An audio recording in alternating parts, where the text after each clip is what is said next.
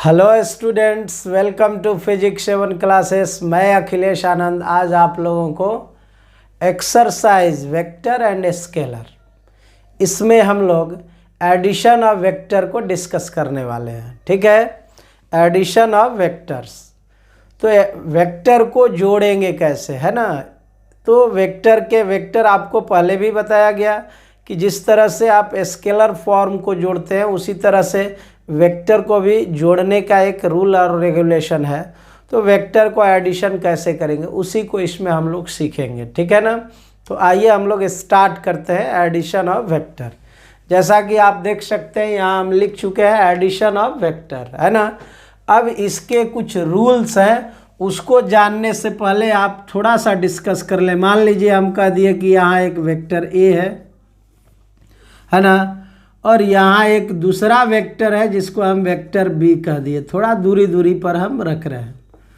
अगर हमको vector A में वेक्टर बी को जोड़ना है तो थोड़ा आप बेसिक कॉन्सेप्ट जो वेक्टर का है उस पर आप सीख लीजिए। जैसे अभी वेक्टर ए की बात करें तो वेक्टर ए के पास दो फंडामेंटल थिंग है ना।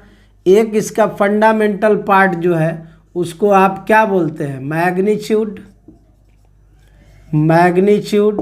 और दूसरा जो फंडामेंटल पार्ट है आप उसको बोलते हैं डायरेक्शन। यानी अगर वेक्टर को जोड़ना है तो इसका मतलब ये हुआ कि इसके मैग्नीट्यूड को जोड़ना है और डायरेक्शन को भी। अभी वेक्टर बी की बात करें तो बी के पास भी वही मैग्नीट्यूड और डायरेक्शन है। देखिए इसके पास भी मैग्नीट्यूड हो जाएगा और इसके पास भी डायरेक्शन रहेगा।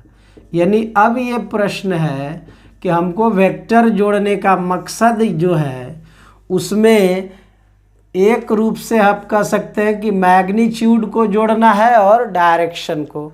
तो सिंपल मतलब ये हुआ कि हमको वेक्टर जोड़ना है, यानी कि दो लोगों को जोड़ना है, एक मैग्नीट्यूड वाले पार्ट को और दूसरा डायरेक्शन वाले पार्ट को। अगर केवल मैग्नीट्यूड जोड़ने की बात होती तो सिंपल अलजेब्रिक कॉन्सेप्ट भी डाल के हम लोग जोड़ सकते थे, अलजेब्रिक रूल आप डाल देते, ठीक है ना।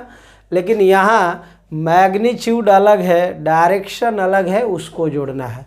तो जब भी मैग्नीट्यूड जुटेगा तो आप समझ सकते हैं कि मैग्नीट्यूड के साथ ऐड होगा और डायरेक्शन जो होगा वो डायरेक्शन के साथ ऐड होगा।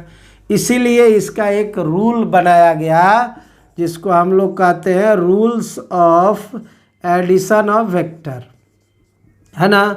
क्योंकि यहाँ केवल मैग्नीट्यूड को नहीं जोड़ना है, मैग्नीट्यूड के साथ साथ डायरेक्शन को भी जोड़ना है ना। इसलिए यहाँ बनाया rules of addition of vector. अब कहेंगे आप कि rules of addition of vector में कितने रूल्स हैं, तो आप रूल यहाँ लिख लेंगे। पहला रूल लिख रहे हैं पैरेललोग्राम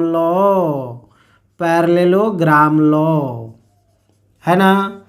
दूसरा रूल जो है उस रूल को हम लोग कहते हैं ट्रायंगल लॉ, और तीसरा जो रूल है उस रूल को कहते हैं पॉलीगन लॉ। एक खास बात इसमें यह है कि आप पैरेललोग्राम लॉ लगाएं या ट्रायंगल लॉ लगाएं तो ये केवल दो वेक्टर जोड़ने के लिए यूज़ करते हैं। ओनली टू वेक्टर्स, इसको केवल दो वेक्टर जोड़ने के लिए यूज़ कर सकते हैं। और अगर दो से अधिक वेक्टर जोड़ना हो तो आपको पॉलीगन लॉ लगाना होगा। मोर देन टू वेक्टर, दो से ज़्यादा वेक्टर को जोड़ना हो तो पॉलीगन लॉ, ठीक है ना। तो अब ये बात हो गया कि ये तीन लॉ को हमको पढ़ना है ना, पैरेललोग्राम लॉ, ट्रायंगल लॉ और पॉलीगन लॉ। ऐसे जानने के लिए बता दें कि ये जो लॉ है ना, जिसको आप पैरेललोग्राम लॉ कहते हैं, इम्पोर्टेंट यही लॉ है, इसलिए आप इस पर फोकस करेंगे, ठीक है ना। तो आइए अब हम लोग तीनों लॉ पढ़ने से पहले थोड़ा एक बात पढ़ लेते हैं कि जब जोड़ेंगे तो हमको निकालना क्या पड़ेगा, है ना। तो आप यहाँ थोड़ा सा आप मतलब की बात करें तो आप वेक्टर ए को जोड़ रहे हैं, फिर वेक्टर बी को जोड़ रहे हैं। आप जानते हैं कि ए के साथ मैग्नीट्यूड और डायरेक्शन है, बी के साथ मैग्नीट्यूड और डायरेक्शन है, तो जो आर आएगा, R for resultant vector, resultant vector. अब कोई कहे कि ये आर आएगा तब क्या होगा, हम कहेंगे ये आर आएगा तो इस आर के पास भी जैसा इनपुट होता है उसी तरह के आउटपुट होते हैं, है ना।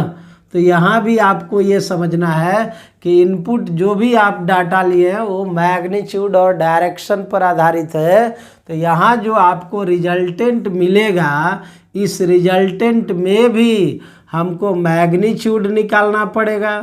किसका magnitude, magnitude of vector R, R का मैग्नीट्यूड निकालना होगा। और क्या निकालना होगा, डायरेक्शन निकालना होगा, है ना। अब इसका कुछ सिंबॉलिक रिप्रेजेंटेशन है। अगर डायरेक्शन निकालेंगे तो डायरेक्शन मीन्स आप कह सकते हैं कि अल्फ़ा निकालना है, मतलब ये हुआ कि आप एंगल निकालिए। डायरेक्शन का मतलब ये हुआ कि आप एंगल निकालिए। एंगल किससे भाई, तो रिजल्टेंट वेक्टर किधर गया, ईस्ट गया, वेस्ट गया, नॉर्थ गया, साउथ गया, एलोंग एक्स एक्सिस है, वाई एक्सिस है कि जेड एक्सिस है, या एक्स एक्सिस से कुछ एंगल बना रहा है, तो वो एंगल हमको पता करना है, ठीक है ना। तो रिजल्टेंट डायरेक्शन का मतलब यही हुआ। रह गया मैग्नीट्यूड की बात, तो मैग्नीट्यूड ऑफ आर को आप जब भी लिखिएगा तो इसको हम लोग मोड आर कहेंगे।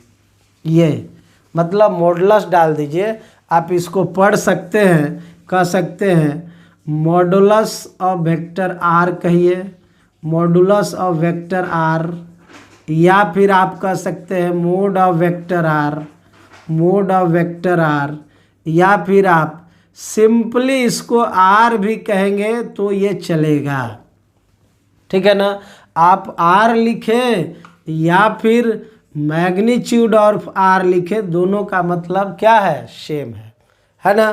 तो ये बात क्लियर हुआ कि एडिशन ऑफ वेक्टर में ये जो तीन लॉ है, इस तीनों लॉ को जब दो वेक्टर को हम लोग इस तीनों लॉ के आधार पर ऐड करेंगे तो हमको मैग्नीट्यूड निकालना पड़ेगा और क्या, डायरेक्शन निकालना होगा, ठीक है ना। तो आइए अब हम लोग पैरेललोग्राम लॉ में देखते हैं कि मैग्नीट्यूड और डायरेक्शन कैसे निकाला जाता है, ठीक है ना। फिर हम लोग ट्रायंगल लॉ देखेंगे और फिर पॉलीगॉन लॉ देखेंगे, ठीक है। तो शुरुआत करते हैं पैरेललोग्राम लॉ से। तो आइए अब हम लोग डिस्कस करते हैं पैरेललोग्राम लॉ, ठीक है ना। अब पैरेललोग्राम लॉ आपको बताया गया कि दो वेक्टर जोड़ने के लिए है, ठीक है ना। तो दो वेक्टर जोड़ने के लिए तो पहले आप वेक्टर दिखाइए, किस कंडीशंस में आएंगे इसको आपको जानना जरूरी है। जैसे यहाँ पर सिचुएशन एक क्रिएट कर रहे हैं हम कि मान लीजिए एक वस्तु यहाँ रख दिए, वस्तु का कुछ मास दिया हुआ है ना, और इस वस्तु को फोर्स लगाकर, और आप जानते हैं कि फोर्स जो है वो वेक्टर क्वांटिटी है, इस फोर्स का नाम ए दे देते हैं, ठीक है ना। और यहाँ एक दूसरा फोर्स ले लेते हैं और इस फोर्स का नाम बी दे देते हैं। ऐसे तो फोर्स को आप F1 और F2 कहते हैं, अभी फ़िलहाल हम ए और बी माने हुए हैं। तो अभी ये बात करें कि ये ए मास का जो ब्लॉक है ए के फेवर में जाएगा कि बी के फेवर में जाएगा, कि ये बी का जो कंबाइंड इफेक्ट होगा उसके फेवर में जाएगा। तो आपका जवाब वही होगा, जो ए और बी का रिजल्टेंट होगा, that means combination of vector A and vector B, जो इसका रिजल्टेंट होगा उसके साथ जाएगा।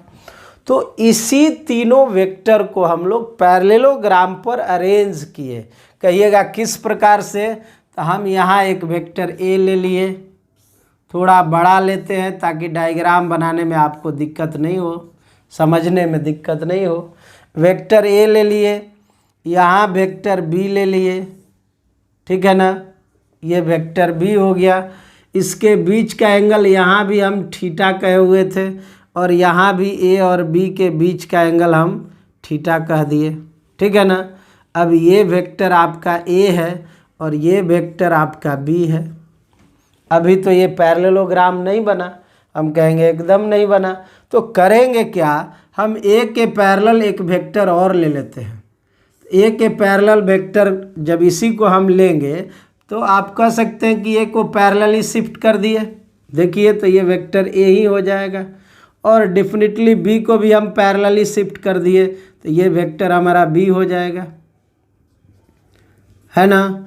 और जिस पॉइंट से इसको किया गया उस पॉइंट का नाम दे दिया गया क्या, ओ। अब आप ये समझ रहे होंगे कि एक पैरेललोग्राम बन के हमारा तैयार हो गया।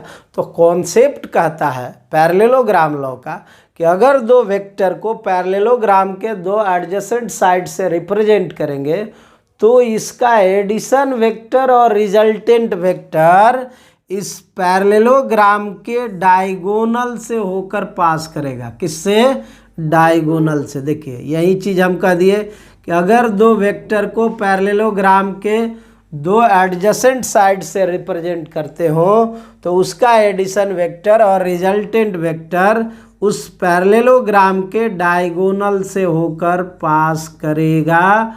और यही कॉन्सेप्ट कहलाता है क्या, पैरेललोग्राम लॉ का कॉन्सेप्ट, ठीक है ना। तो your target to find out the value of R. और आर में आप समझते हैं एक तो इसका मैग्नीट्यूड है और दूसरा ये डायरेक्शन हम अल्फा से कह देते हैं। मतलब कह दिए कि रिजल्टेंट वेक्टर वेक्टर ए से कितना एंगल बनाया, अल्फा। बी से निकालना हो बी से भी निकाल सकते हैं, ए से निकल जाएगा तो थीटा माइनस अल्फा कर देंगे तो बी से निकल जाएगा, ठीक है ना। तो अभी हमारा जो फाइनल ये है कि हमको रिजल्टेंट निकालना है और साथ में अल्फ़ा को भी फाइंड आउट करना है। इसका मैग्नीट्यूड भी चाहिए और इसी का डायरेक्शन भी चाहिए इन टर्म्स ऑफ अल्फ़ा, ठीक है। तो अब इसको आगे बढ़ाते हैं, लेकिन उससे पहले पैरेललोग्राम लॉ का स्टेटमेंट।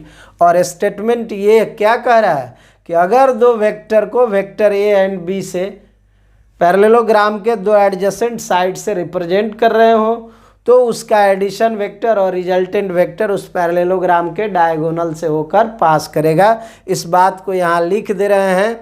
इफ टू वेक्टर्स, तो देखिए यहाँ स्टेटमेंट लिख दिए हैं, है ना। If two vectors vector A and B, if two vectors vector A and vector B are represented by two adjacent sides, two adjacent sides of the parallelogram from common origin O, from common origin O, कहाँ से represent किया गया, origin O से। तब इसका addition vector कहें या resultant vector will be represented by diagonal, diagonal of the parallelogram from same origin O। तो क्या कहेंगे, स्टेटमेंट हम फिर रिपीट कर रहे हैं। If two vectors vector A and vector B are represented by two adjacent sides of the parallelogram, two adjacent sides of the parallelogram from the common origin O, then their addition vector और resultant vector will be represented by diagonal of the parallelogram from same common origin O, ठीक है ना। तो ये statement हुआ। अब हमारा focus किस पर है, इसके रिजल्टेंट के मैग्नीट्यूड और अल्फा को, मतलब डायरेक्शन को लाने का। तो इसके लिए एक दोस्त काम करना होगा। चूँकि देखिए आप ये आर निकालना है और यहाँ अगर इसका नाम दे देते हैं, इसको P दे देते हैं, इसको M दे देते हैं, तो वो PM जो बन रहा है वो ट्रायंगल बन रहा है और ये ट्रायंगल रेगुलर है नहीं, तो वो ट्रायंगल का कोई प्रॉपर्टी इसमें कैरी नहीं करेगा। तो हम यहाँ एक मैथमेटिकल अप्रोच कह रहे हैं। आप यहाँ पर परपेंडिकुलर ड्रॉ कर दीजिए, ये परपेंडिकुलर ड्रॉ कर दिए, है ना। ऐसे ये परपेंडिकुलर आया तो अब यहाँ तो क्लियर है, आप इसका हम एन नाम दे देते हैं। अभी ये देखने से पता चल गया OPN ट्रायंगल जो है वो कम से कम कौन सा ट्रायंगल हो गया, तो आप आराम से कहेंगे कि ये राइट एंगल ट्रायंगल हो गया। राइट एंगल ट्रायंगल का प्रॉपर्टी तो पता होगा, नहीं कहते हैं परपेंडिकुलर का स्क्वायर प्लस प्लस बेस का स्क्वायर इक्वल टू हाइपोटेनियस का स्क्वायर, है ना। तो वो कॉन्सेप्ट यहाँ लग जाएगा। तो अब उसको लगाने से पहले हमको OM तो पता है, लेकिन MN नहीं पता है, PN नहीं पता है। ये पता है कि यहाँ A और B के बीच का एंगल कितना है, थीटा। और ये जो है हमारा वेक्टर B है, इसमें कहीं शक नहीं है। तो अब हमारा आराम से PN और MN निकल जाएगा। यहाँ थोड़ा सा हम मैथमेटिकल कैलकुलेशन कर रहे हैं। इन ट्रेंगल PNM, इस ट्रेंगल में अगर विचार करिए तो आप साइन थीटा इक्वल टू क्या लिखेंगे, sine theta equal to PN by PM, PN upon PM, है ना। तो PN अपॉन PM का मतलब ये हो गया कि PN का वैल्यू तो फाइंड आउट करना है, लेकिन हमको इसका वैल्यू पता है मोड B है। तो PN हमारा निकल गया, कितना लिख सकते हैं, मोड B साइन थीटा, है ना। ये हो गया मोड B साइन थीटा। ठीक है, अगर आप इसको PM नहीं कह के MP कहिए तो ज़्यादा अच्छा होगा, क्योंकि वेक्टर जो है वो M से P के तरफ है ना। तो हमारा ये वैल्यू पता हो गया, कितना आया, मोड B साइन थीटा। अब इसकी बात करें तो इसके लिए अभी यहाँ काम करें, कॉस थीटा लगा देते हैं। तो cos theta base by hypotenuse, यानी MN बटे क्या हो जाएगा, MP, है ना। MN तो पता नहीं, निकालना है, इसके बदले मोड B है। तो अभी MN का वैल्यू अगर हम कहें तो ये आपको आ रहा है मोड B क्या, कॉस थीटा, है ना। तो ये हमारा MN भी पता हो गया और क्या, PN भी पता हो गया, है ना। तब तो आराम से अब रिजल्टेंट निकाल सकते हैं। देखिए, इन ट्रेंगल आप इस ट्रेंगल में लीजिए, कौन सा ट्रेंगल लेते हैं, OPN। अगर इस ट्रेंगल में आप देखिए तो आराम से कह सकते हैं कि OP का स्क्वायर जो होगा, OP का स्क्वायर बराबर हो जाएगा ON के स्क्वायर के प्लस NP के स्क्वायर के, है ना। अब इसको अगर हम आगे बढ़ाएं तो क्या नज़र आएगा, आप देखिएगा यहाँ, है ना। अगर उसको आगे बढ़ाते हैं तो हमको जो दिखने लगा वो ये दिखने लगा कि OP के बदले तो हमारा R है, OM के बदले भी A है, ठीक है ना। ON के बदले आप लिख सकते हैं, यहाँ OP पहले लिख देते हैं, OP स्क्वायर, और ON के बदले देखिए OM plus MN, OM plus MN का स्क्वायर, है ना, और प्लस फिर आपका जो भी है MN इसका स्क्वायर, ठीक है ना। तो सॉरी NP का स्क्वायर। तो अब यहाँ से हमारा काम हो गया। देखिए, OP के बदले R है, OM के बदले A है, और MN के बदले आप फाइंड आउट कर चुके हैं मोड B क्या, कॉस थीटा। तो ये मोड B कॉस थीटा है, ये मोड B साइन थीटा। रख के यहाँ सॉल्व कर दें तो इसको मोड R कहेंगे। मॉडुलस का मतलब बता चुके हैं। OM के बदले देखिए, OM के बदले मोड A है, MN के बदले आप देख लीजिए मोड B कॉस थीटा है ना। और NP के बदले तो आप देख पा रहे हैं कितना है, मोड B साइन थीटा का स्क्वायर। अगर हम सॉल्व करें तो आपको दिखने लगेगा ना, मोड R का स्क्वायर इक्वल टू क्या दिखेगा, mod A square plus mod B square cos square theta, A square plus B square plus 2AB, 2 mod A mod B cos theta, और plus mod B square sine square theta. अब ये दोनों अपने आप में common हो जाएगा, B square है। तो मोड R का वैल्यू आप क्या लिखिएगा, देखिए, तो मोड R स्क्वायर आप लिखेंगे mode A square plus mod B square, और यहाँ से आप साइन B स्क्वायर को कॉमन ले लिए हैं तो साइन स्क्वायर थीटा, और प्लस कॉस स्क्वायर थीटा, और plus 2 into mode A mod B, और क्या दिखेगा, कॉस थीटा। ठीक है दोस्त, और इसके बारे में तो आप भली बात ही जानते हैं कि इसका वैल्यू मैथमेटिक्स में आपको पढ़ाया जाता होगा, 1 होता है। तो अभी ये फाइनली आया मोड A का स्क्वायर प्लस मोड बी का स्क्वायर प्लस 2 इंटू मोड ए मोड बी कॉस थीटा। ठीक है, अब इसको आप अरेंज करके लिखिए। अगर इधर से स्क्वायर को हटा दें तो मोड आर बचेगा, और इतना बराबर है क्या, ए प्लस बी है, और इतना बराबर आप जब इधर से स्क्वायर ले गए तो उधर रूट हो जाएगा, A square plus mod B square. तो देखिए कैलकुलेशन रेडी है, ठीक है ना। आपको हम बता चुके कि यहाँ से आप कर लेंगे A square plus B square plus 2ab cos theta, उसके बाद रिजल्टेंट आपका आ गया है ना। तो रिजल्टेंट में कभी कभी आप देखिएगा A square plus B square plus 2ab cos theta लिखा रहता है मॉडुलस के फॉर्म में, अदरवाइज बुक में ऐसे भी लिखा हुआ है तो कोई दिक्कत नहीं है। डायरेक्शन की बात करें तो डायरेक्शन आप देख लीजिए, tan alpha equal to base perpendicular by base, तो बेस के बदले ON है, ON के लिए आप यहाँ से OM प्लस MN कर लीजिएगा, OM प्लस MN, और यहाँ से b साइन थीटा ये परपेंडिकुलर हो गया और नीचे में ये बेस को जोड़ दिए a plus B cos theta. आप चाहें तो अल्फ़ा भी लिख सकते हैं, और ये चीज़ आपको ध्यान रखना है कि ये अल्फ़ा जो बना वो वेक्टर a से बना है ना, b से नहीं बना है। तो जब भी आप निकालेंगे तो इस बात का ध्यान रखेंगे, ठीक है। तो आई होप दैट कि इसमें कहीं कोई दिक्कत नहीं हुआ होगा। तो एडिशन ऑफ वेक्टर में पैरेललोग्राम लॉ का अब द एंड हो गया है, इसको आप इंजॉय से पढ़ेंगे, कहीं कोई दिक्कत नहीं होना चाहिए। इतना ब्रीफली हम एक्सप्लेन किए हुए हैं, ठीक है ना। तो अब इससे आगे इसका एक एग्जाम्पल आपको दे देते हैं कि अगर वेक्टर में कोई क्वेश्चन है और ये पैरेललोग्राम लॉ के आधार पर है, उसको आपको बनाने के लिए कहा गया है, तो हो सकता है कि उसमें त्रुटियां क्या है या फाइंड आउट करते समय किन बातों को ध्यान देना है। तो एज ए एप्लीकेशन एक क्वेश्चन हम बना दे रहे हैं, ठीक है ना।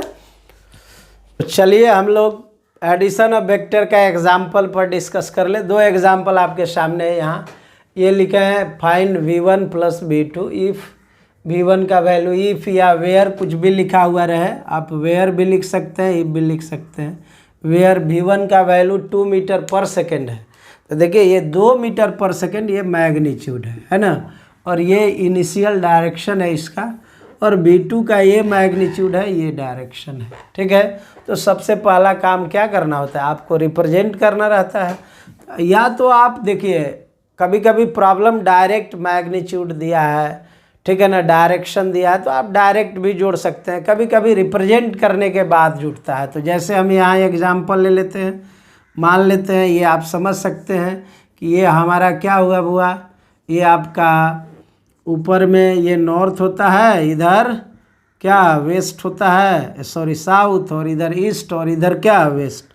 तो आप सिचुएशन समझ सकते हैं कि ये कह रहा है कि 2 मीटर पर सेकेंड है और नॉर्थ ऑफ वेस्ट है, यानी नॉर्थ से वेस्ट की तरफ।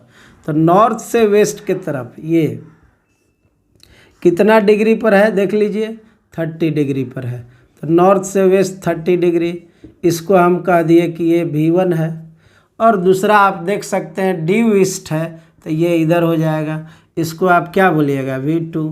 अब तो आप समझ गए ना, दोनों के बीच का एंगल यानी थीटा का वैल्यू क्या आप लिख सकते हैं, यहाँ ये 90 है, तो थीटा तो ओवरऑल होगा ना, तो ओवरऑल थीटा का वैल्यू लिखिएगा, तो 90 प्लस 30 कितना आ जाएगा, 120। तो थीटा हमको पता हो गया। अब यहाँ पर वही काम करना है, जैसे रिजल्टेंट आपको फाइंड आउट करना है। तो अभी हम मोड आर का वैल्यू लिख चुके हैं, ठीक है ना। आप पहले भी फार्मूला में कहा गया है A square plus B square plus 2ab cos theta, लेकिन ए के जगह v1 है और b के जगह v2 है, तो v1 square plus v2 square plus 2v1 v2 cos theta. अब इसको आप सेटिंग करिए डाटा को, तो v1 के बदले कितना है, 2 का स्क्वायर, ये भी 2 का square plus 2 into 2 into cos कितना 120। अब यहाँ 120 कॉस 120 का वैल्यू माइनस हाफ होता है, तो यहाँ से अब ये सिचुएशन जो बना, ये 4 हो गया, ये 4 हो गया, और यहाँ आप माइनस हाफ ये ख़त्म हो जाएगा। तो यहाँ से आप देख सकते हैं माइनस हाफ से ये ख़त्म हो गया ना, कॉस 120 माइनस हाफ, तो यहाँ से ये कितना आ गया, 2 स्क्वायर 2 स्क्वायर 2 स्क्वायर 2ab यानी 2 × 2 कॉस थीटा यानी कॉस कितना 120 और कॉस 120 माइनस आप होता है तो ये 2 ख़त्म हो जाएगा। तो फाइनली यहाँ आप लिख सकते हैं कितना 4 + 4 - 4। तो फाइनली ये 4 आया, 4 का मतलब 2 मीटर पर सेकेंड। तो यहाँ एक बात हुआ, ये मैग्नीट्यूड हमारा रिजल्टेंट आ गया है ना, इसका वैल्यू कितना आया 2 मीटर पर सेकेंड। साथ में एक चीज़ और है कि आप मैग्नीट्यूड दिखाते हैं तो डायरेक्शन भी ज़रूरी है, और डायरेक्शन दिखाने के लिए हम पहले भी आपको बताए हुए हैं, या तो tan अल्फ़ा का कॉन्सेप्ट ले लें। तो tan अल्फ़ा में क्या बताया गया था आपको, कहा गया था कि tan अल्फ़ा को लिखिएगा mod b sin theta by a + b cos theta, और b के बदले आप यहाँ से आराम से कह सकते हैं b को हटा के क्या b2, a को हटा के b1 और b को हटा के b2। तो b2 के बदले देख लीजिए कितना है 2 है, साइन थीटा के बदले साइन 120 है, और यहाँ से b1 के बदले 2 है, b2 के बदले 2 और कॉस 120 है। और यहाँ से आप इसको फाइंड आउट करेंगे तो 2 साइन 120 का वैल्यू कितना आप लिखेंगे हैं, साइन 120 का वैल्यू हो जाएगा √3/2 ना। जैसे cos 120 माइनस आप आया तो साइन 120 हो जाएगा √3/2, और यहाँ से ये आ गया 2 और ये कैलकुलेट हो गया 1। तो ये कैलकुलेशन आपका कहता है कि ये कितना आ जाएगा √3 आ जाएगा, यानी tan अल्फ़ा का वैल्यू √3 है, यानी अल्फ़ा का वैल्यू 60 डिग्री आप लिखेंगे। तो फाइनल आंसर अल्फ़ा किससे बनता है, फ्रॉम वेक्टर ए से। हमेशा ये बात को हम आपको रिमाइंड कर रहे हैं कि ये वेक्टर ए से बना है, इसलिए आप अल्फ़ा का वैल्यू 60 रखिए। तो ए मतलब यहाँ v1 कहिए, ए मतलब क्या v1, तो v1 से 60 डिग्री बनेगा। तो यहाँ 30 है, आप समझ सकते हैं कि अगर 60 जाएगा तो आपको v1 से 60 दिखाने का मतलब क्या हो गया, आप थीटा को थोड़ा सा इधर रख देते हैं, थीटा आपको 90 + 30 आया था 120। तो अब यहाँ से अगर दिखाएंगे आप तो 30 इधर आएगा, तो 30 इधर आने का मतलब ये हो गया आपका रिजल्टेंट है ना, और ये यहाँ से 60 डिग्री बनाएगा वेक्टर है ना। तब फाइनल रिजल्टेंट क्या कहिएगा v1 + v2 = तो आपका आंसर होगा 2 मीटर पर सेकेंड इन डायरेक्शन ऑफ देखिए इधर से अगर लेते हैं तो ये 30 ही होगा, ये 30 होगा, और इधर से लेंगे तो 60 होगा। तो 30 वाला यूज़ करिएगा तो लिखिएगा नॉर्थ ईस्ट ऑफ नॉर्थ, और अगर 60 वाला यूज़ करिएगा तो लिखिएगा नॉर्थ ऑफ ईस्ट। तो 30 वाला यूज़ कर देते हैं तो यहाँ लिख देते हैं इन डायरेक्शन ऑफ 30 डिग्री, और इसको कहेंगे ईस्ट ऑफ क्या नॉर्थ। तो आई होप दैट आपको समझ में आया होगा, ईस्ट से नॉर्थ की तरफ, नॉर्थ से ईस्ट के तरफ 30 डिग्री पर रिजल्टेंट जाएगा, ठीक है ना। तो इसमें कहीं कोई दिक्कत नहीं। ठीक उसी प्रकार यहाँ भी है, थोड़ा शॉर्टकट में उसको हम ले लेते हैं है ना। देखिए d1 है d2 है, इसको जोड़ना है तो सिचुएशन क्या बना, उस आधार पर यहाँ से पहले तो आपको ये दिखाना पड़ेगा ऊपर में क्या होता है नॉर्थ, नीचे में साउथ, इधर वेस्ट, इधर ईस्ट। आप देख सकते हैं यहाँ से आप ये समझिए कि पहला वेक्टर है 60 degree north of east, 60 degree north of east, मतलब ईस्ट से नॉर्थ की तरफ, ईस्ट से नॉर्थ की तरफ 60 डिग्री, ये इधर से 60 डिग्री। दूसरा है 30 degree west of north, west of north समझते हैं ना, वेस्ट ऑफ नॉर्थ का मतलब, वेस्ट ऑफ नॉर्थ का मतलब नॉर्थ से वेस्ट की तरफ, नॉर्थ से वेस्ट की तरफ 30 डिग्री, ये आपका 30 डिग्री है। मैग्नीट्यूड दोनों का इक्वल है, देख लीजिए ये भी 3 मीटर पर सेकेंड है, d1 का भी वैल्यू और d2 का भी वैल्यू 3 मीटर पर सेकेंड। अगर ये 60 है तो डेफिनेटली ये कितना हो जाएगा 30, इधर भी 30 इधर भी 30, तो दोनों के बीच का एंगल कितना हो गया, डेफिनेटली दोनों के बीच का एंगल आप क्या लिखिएगा, तो दोनों के बीच का एंगल आप समझ लीजिए 60 हो जाएगा। तो रिजल्टेंट निकल गया आराम से। d1 + d2 अगर लिखना हो तो क्या लिखेंगे मैग्नीट्यूड में? तो आप कहिएगा d1 square plus d2 square plus 2d1 d2 cos, दोनों के बीच का एंगल 60 है। तो d1 के बदले आप समझ सकते हैं कि ये 3 का स्क्वायर प्लस 2 इंटू 3 और cos 60 का वैल्यू कितना लिखते हैं? cos 60 tan 60 लिखते हैं √3 ना, तो cos 60 का वैल्यू हो जाएगा 1/2, ठीक है ना। तो cos 60 का वैल्यू 1/2, तो ये कैंसिल हो गया। यहाँ से अब देख लीजिए 3 हो जाएगा, है ना। 9 9 9 27 हो गया, ठीक है ना।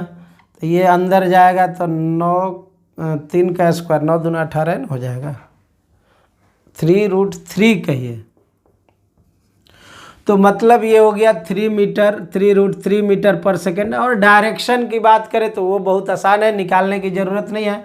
मैग्नीट्यूड दोनों से बराबर है तो रिजल्टेंट हमेशा बीचों बीच जाएगा, ये रिजल्टेंट होगा। इसलिए r का वैल्यू कहिएगा 3√3 मीटर पर सेकेंड ड्यू क्या हुआ? नॉर्थ। तो ये आपका समाधान हुआ, ठीक है ना।